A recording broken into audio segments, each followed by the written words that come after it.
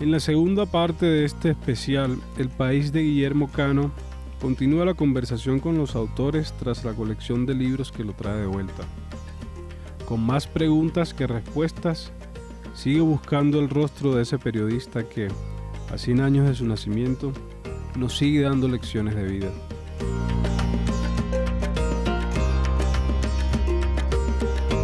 El Bogotazo, Pablo, el Bogotazo está muy presente y la censura, y un año crítico, el 52, Sí.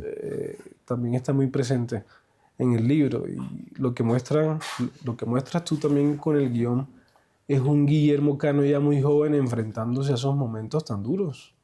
Pues ahí que tenía yo como guionista un reto que disfruté mucho, digamos, en ese lado como de, bueno, contar la historia. Y fue, pues digamos, como mostrar a través de la voz de Guillermo Cano, de su crónica de lo que pasó en el 52, que solo pudo ser publicada un año después, pues dar cuenta de ese ataque que hubo a la redacción del periódico y a, ¿no?, como varios lugares. Porque pues era como entender su orden como narrador, ¿cierto? Lo que iba contando, cómo iba sumando una cosa y otra, desde dónde estaban viendo los acontecimientos y reconstruirlo nosotros desde lo visual. Y ahí teníamos además, ahí vuelvo como a esta cosa que te decía del archivo gráfico, pues porque cuando eso sale publicado sale con muchas fotos y en general eso es un caso excepcional en este proceso del libro porque uno tiene muy pocas fotos. En cambio acá teníamos un montón de información visual que pudimos aprovechar mucho y yo tenía como la obsesión de mostrarlo pensando, ¿sí? De tener que mostrarlo tomando decisiones sobre, bueno, voy a escribir esto, ¿será que lo dejo? Cuando terminas de releer el texto y dices, ya, está listo. Claro. ¿Sí? Como listo. Esto es lo que es y esto es lo que va a salir publicado. Claro. Obviamente también pues como con esta cosa de ponerse de pie, ¿sí? Como de decir, bueno, esto fue lo que nos pasó y ponernos de pie implica también que quede el registro de lo que realmente sucedió, ¿sí? Como el valor de pararse frente a la censura, de resistir a la censura, si es uno poder decir esto no vamos a hacer de cuenta que no pasó. Así nos toca esperar un año, 15 años, lo que sea, pero no te vamos a, o sea, no vamos a permitir que tengamos que como mentirnos a nosotros mismos. Jorge, en los 43 años que Guillermo Cano trabajó como periodista, fueron muchos los textos que sacó, lo que escribió, pero poco lo que firmó, ¿no? Sí, esa es como la definición general de su obra.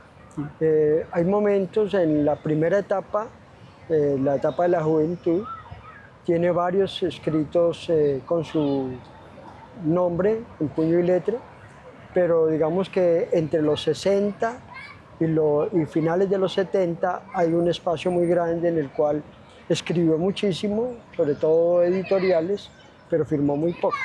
Vuelve a firmar a partir de 1979, cuando crea la columna Libreta de Apuntes por un consejo de su papá. Hablemos de esa columna, la libreta de apuntes, en la que él prácticamente escribía sobre todo, ¿no? Había a veces temas muy personales, cosas que le tocaban mucho a él en su vida, pero había a veces ataques feroces contra el narcotráfico, por ejemplo.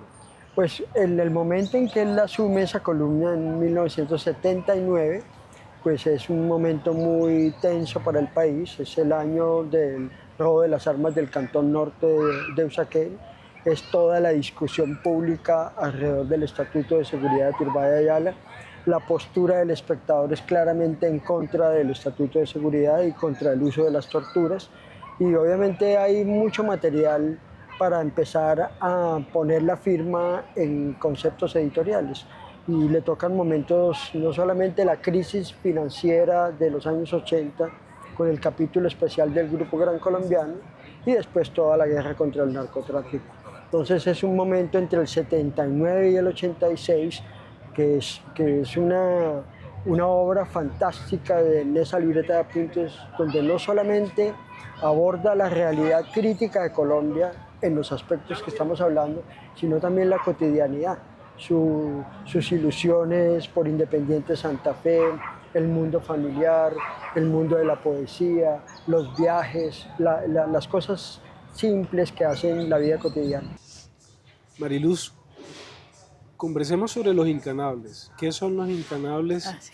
Y te lo pregunto a propósito de algo que mencionaste ahorita.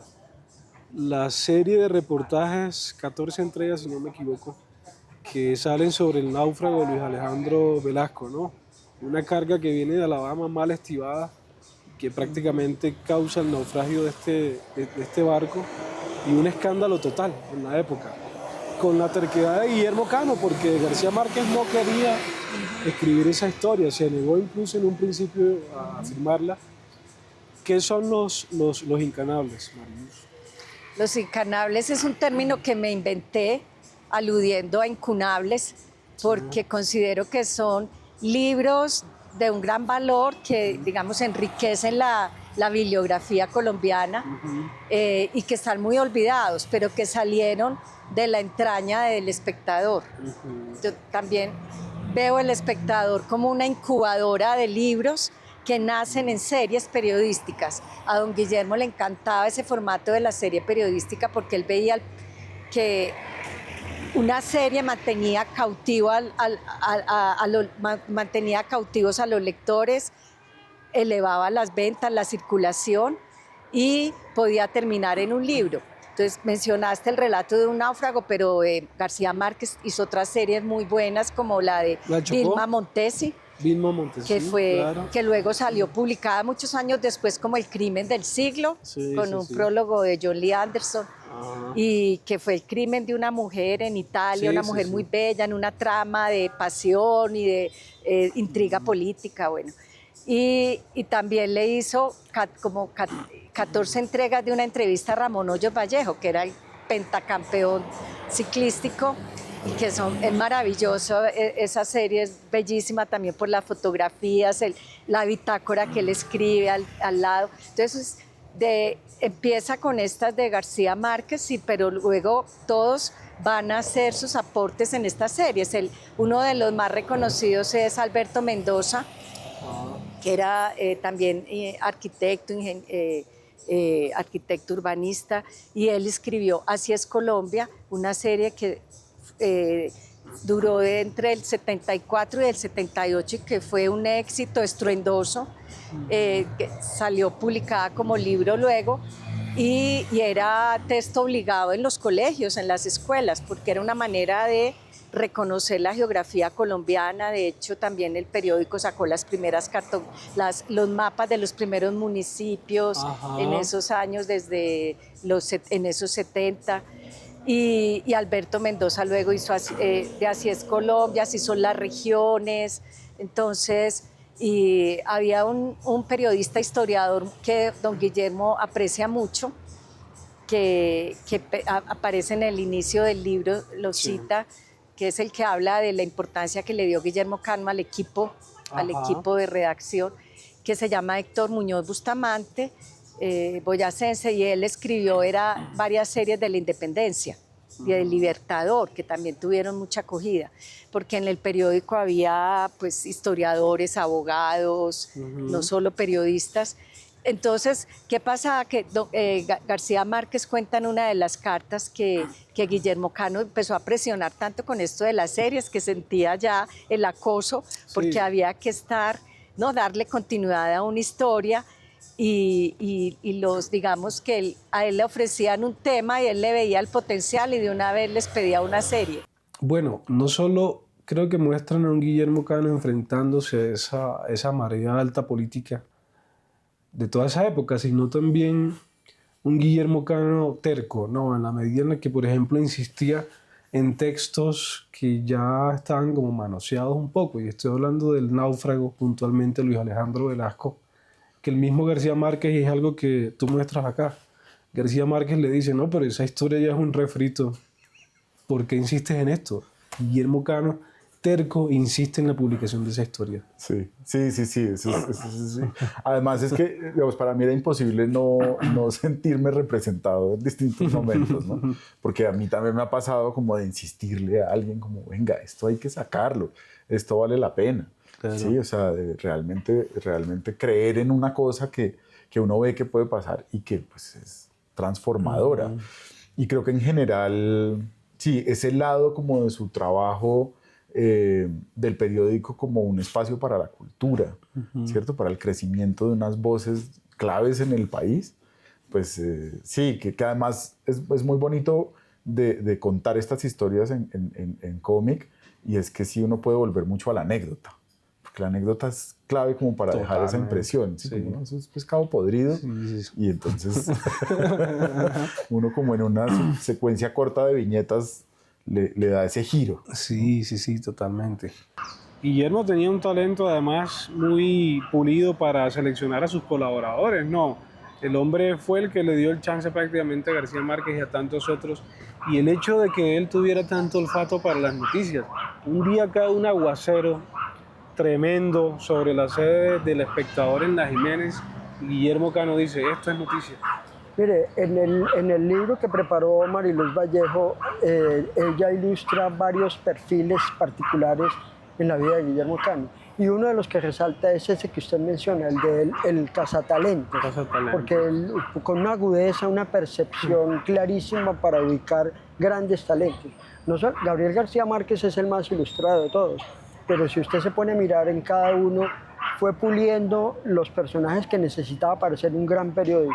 Carlos Murcia fue un periodista emblema en el mundo del periodismo político en Colombia. Su periscopio político vendió centenares de periódicos, y hay una anécdota en la cual en una entrevista le preguntan a Virgilio Barco que si iba a hacer un cambio de gabinete, y él contestó, pregúntenle a Murcia, porque eso era Carlos Murcia, hecho por Guillermo Cano. Luis de Castro, que fue su editor judicial entre 1957 y 1998. Era un conocedor perfecto de todas las entrañas del mundo judicial. Todo se hechura de él. Juan Gozaín, que lo trae de San Bernardo del Viento. Consuelo Araujo Noguera, que llega desde Valledupar. En un momento dado del país, la propuesta del Espectador era que hubiera una oficina del Espectador en cada municipio de Colombia, donde hubiera un colaborador que contribuyera al periódico. Entonces, en las épocas doradas de los años 70, 80, hay inmensidad de nombres de colaboradores que llegaron a ser voces representativas de las regiones, que eran periodistas de base o colaboradores del Espectador. Esas son como facetas inéditas de él, pensaría uno, la del editor de Incanables, la del cazatalentos, y otra que tú dejas muy en clara acá, la del ecologista. El ecologista. ¿No? Guillermo Cano era un tipo que le preocupaba las heladas, por ejemplo, cosas así. Sí, no, era muy amante de la naturaleza, y porque también desde niños don Gabriel los llevaba a recorrer el país por el río Magdalena, iban en esos remolcadores, conocieron mucho el país por tierra, por agua, y él era digamos, un enamorado de la naturaleza, y por eso le encantaba estar en su finca, en su casa de campo que quedaba por el Tequendamita, y él, por ejemplo, al final de su vida, cuando fue la tragedia de Armero, el periódico, por ejemplo, fue uno de los que advirtió los riesgos que había con el volcán Nevado del Ruiz. Y él cita con mucho pesar después de que ocurre la tragedia, como Max Enríquez, el famoso Max Enríquez, había advertido de ese riesgo. Y Antonio Caballero también había hecho como alertas. Entonces, pero él estaba siempre muy atento a todos los atentados contra la naturaleza, y por eso, digamos que patrocinaba las investigaciones que se hicieron sobre explotación de recursos naturales en los parques como la Sierra de la Macarena, de Gorgona, en fin. Pero lo más bonito de esa faceta que yo creo que se destaca es que la atención del espectador estuvo muy puesta en el río Magdalena, en el rescate del río Magdalena, de que se pudiera recuperar para la navegabilidad. Bueno, Pablo, hablemos del último día en la vida de Guillermo Cano, que queda muy presente también aquí en el libro. Prácticamente tú muestras el último editorial de Guillermo Cano, cómo fue su última rutina antes de salir del periódico, hasta cargó unas cajas, hasta que finalmente pues entra al carro y ya sabemos lo que pasó. Sí, pues yo creo que ahí pues era como el ejercicio del guionista y el cronista, ¿no? O sea, poder recuperar cómo desde la crónica se había contado esto. Creo que de alguna manera, como con ese compromiso con los hechos más allá del dolor, para poder dar cuenta de esos hechos y poderlo como preparar para ese momento y prepararnos a nosotros también como lectores. Y ahí fue muy interesante el tratamiento que le dio Diego Schackel, porque él normalmente tiene un estilo un poco más de línea limpia, y en este quiso hacer como algo que da una atmósfera, yo siento que muy apropiada para ese último momento. Queríamos de todas maneras mantener como una especie como de sobriedad lúgubre, ¿cierto? Pero también como mostrar ese punto de, bueno, aquí seguimos, ¿sí? Guillermo Cano enfrentándose al fantasma del narcotráfico todo el tiempo. Total, ¿cierto? total. Y a esa presión que como todas estas como poderes desbordados empieza a dar muestras, y alguien como que ya tenía ese radar activado después de haber resistido a tantas presiones, pues tenía muy claro qué era lo que se venía.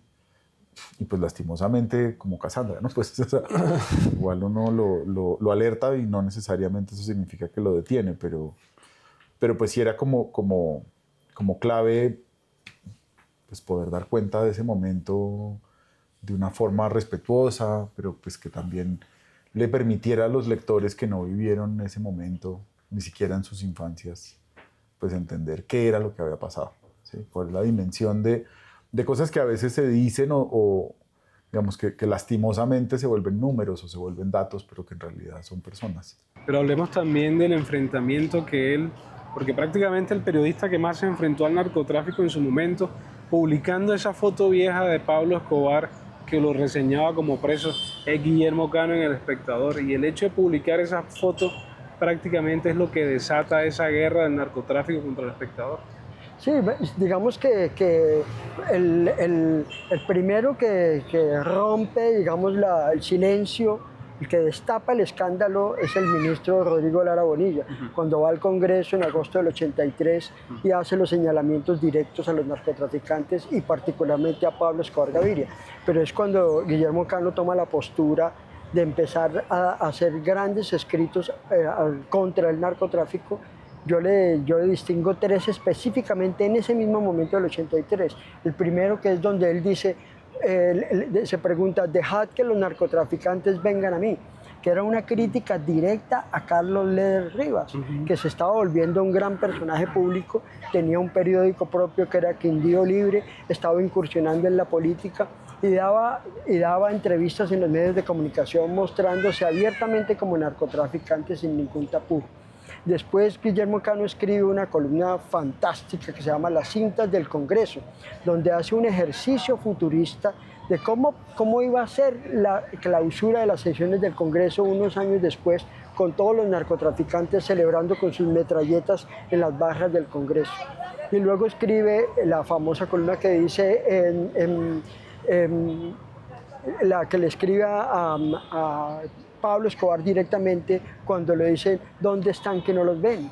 Porque le quitan la investidura parlamentaria a Pablo Escobar, pero no lo capturan. Y él dice, si quiere yo les digo dónde está, vayan búsquenlo en sus feudos podridos de Envigado. Entonces es demasiada fortaleza frente a un fenómeno que era muy complicado en el país. Y luego pues ordena a los periodistas, da a conocer los antecedentes de Pablo Escobar, le pide a la unidad investigativa que desarrolle toda la secuencia de cómo fue la pérdida de ese expediente, cómo mataron a los agentes del DAS que lo habían capturado por primera vez. Es decir, fue el pionero en mostrar realmente cuál era la faceta desconocida de ese personaje oculto llamado Pablo Escobar Gaviria. ¿Por qué crees que él se enfrentó de esa manera tan aguerrida al narcotráfico, Mariluz?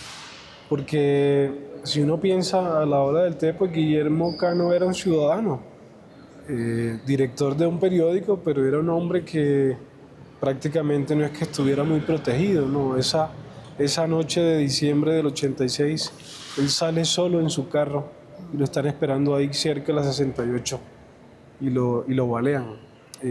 ¿Por qué crees tú que él tuvo esa decisión de enfrentarse de esa manera tan aguerrida contra el narcotráfico y Pablo Escobar? Pues porque era un hombre íntegro, era un periodista íntegro y comprometido con el país, y él pues estaba en contra de los corruptos. Sus principales enemigos fueron los corruptos y los narcotraficantes. Y le asqueaba ver cómo los narcos penetraron todas las instituciones y llegaron al Congreso y se convirtieron en los honorables representantes, que esa es una de varias de sus libretas de apuntes, se las dedica a los capos que ya tienen pues investidura de política parlamentaria. Entonces, lo que él tiene es una valentía y un coraje superior pues a sus fuerzas, que es un hombre que además no tiene guardaespaldas, que va por la vida tranquilo. Él iba en su carro, y de hecho su última entrevista fue con Cecilia Orozco en televisión, y le había dicho que él salía de su casa pero nunca sabía si iba a regresar. Pero él tenía como esa premonición, ¿no?, de que a él iba a pasar algo, pero nunca dejó de llevar hasta el final sus investigaciones, como fue la del Grupo Gran Colombiano y contra Pablo Escobar, que fue pues el destape de Pablo Escobar como mafioso, que eso le costó la vida a Guillermo Cano. Bueno, Pablo, ¿qué te deja a ti la construcción de este cómic y qué crees que nos sigue diciendo Guillermo Cano en el centenario de su nacimiento y casi 40 años después de su asesinato? Yo creo que nos dice muchas cosas, nos permite reflexionar sobre el país en el que estamos. Creo que nos permite historizar nuestras experiencias. Solemos vivir muy en el día a día, en la reacción rápida, y creo que esto nos permite entender que hay cosas que no son nuevas, que hay cosas que han cambiado, hay otras que no, pero pues que igual se resiste en grupo, ¿no? Y que la generosidad siempre tiene que estar por encima, el compromiso con un oficio. Y a nosotros, yo creo que como historietistas colombianos, pues nos deja una lección de cómo no se trata de cada uno solito empujando su propia agenda, sino unidos vamos a ser más fuertes. ¿Qué crees que nos sigue diciendo la muerte de Guillermo Cano, Jorge? No, yo creo que la memoria de Colombia está obligada a seguir recuperando figuras como la de Guillermo Cano. No solamente por su valentía, sino por la verticalidad para decir las cosas. Hace mucha falta un hombre como Guillermo Cano. Su concepto de la libertad, su concepto de apostarle a la paz, de creer en la paz, su decisión clarísima, por eso el título que le ponemos nosotros, de que los derechos humanos en Colombia se defienden sin medias tintas, ahí no puede haber esguinces, se defienden sí o sí. La lucha por la transparencia de los recursos públicos, la decisión de que el periodismo tiene que ser incluyente, es decir, es un visionario en demasiados aspectos, y por eso con toda razón es uno de los, por lo menos de los 10 periodistas más importantes de los últimos 100 años en Colombia. Jorge Cardona, gracias por estar en Señal Literaria. No, ustedes muy amables, y que sigan con esta señal.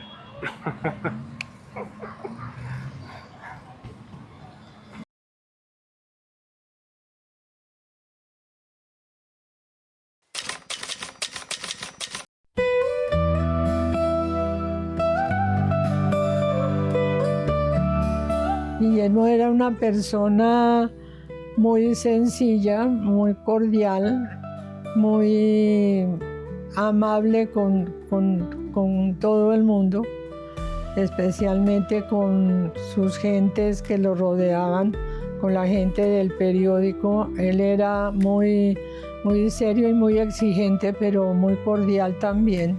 Era una persona que sufría por el prójimo. era una persona muy humana, muy cálida, muy romántica también.